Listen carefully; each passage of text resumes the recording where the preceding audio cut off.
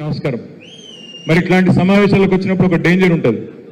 ఏముంటుంది అంటే, మనకంటే ముందు మాట్లాడిన వాళ్ళు మంచిగా బ్రహ్మాండమైన ఉపన్యాసం ఇచ్చి ఇక్కడికి వెళ్ళి ఈయన గెలిస్తే రాకేష్ గెలుస్తేనేమో మరి సమీర్ భాటియా వస్తాడు, రాకేష్ గెలిస్తే ఫణీంద్ర సామా వస్తాడు, రాకేష్ గెలిస్తే ప్రశాంత్ పాలకుర్తి వస్తాడు, అవతలోడు గెలిస్తే ఇక చెంచల్ కూడా ఖైదీలు వస్తారు. నాకు ఇక నేనేం చెప్పాలి ఇక తర్వాత?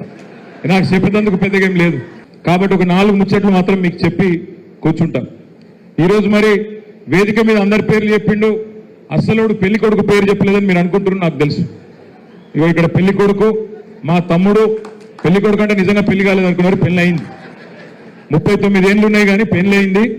కొడుకు కూడా ఉన్నాడు కదా తమ్మినికి, కొడుకు కూడా ఉన్నాడు. కాబట్టి పెళ్లి కొడుకు ఈ ఎన్నికల్లో మన అభ్యర్థి, కాబట్టి పెళ్లి కొడుకు అంటా ఉన్నా. తమ్ముడేమో చదువుకున్నాడు, ఒక రైతు బిడ్డ, మీలో ఒకడు.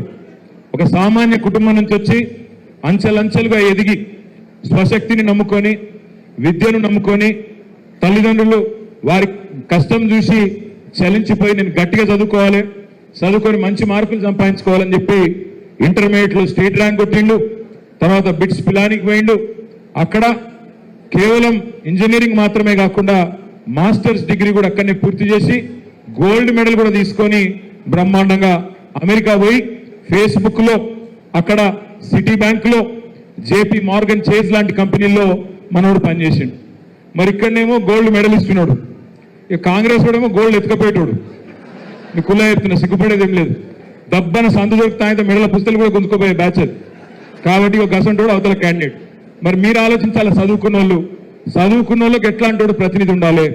ఒక సామాన్య రైతు కుటుంబం నుంచి వచ్చి అంచెలంచెలుగా ఇక్కడ దాకా ఎదిగి అమెరికాలో ఉన్నా నేను నేను మా ఊరికి పోతా, మా వరంగల్కి పోతా, నేను పనిచేస్తా, ప్రజా జీవితంలో అడుగు పెడతా అని చెప్పి ఇక్కడికి వచ్చిన ఒక యువకుడు, విద్యావంతునికి అవకాశం ఇద్దామా?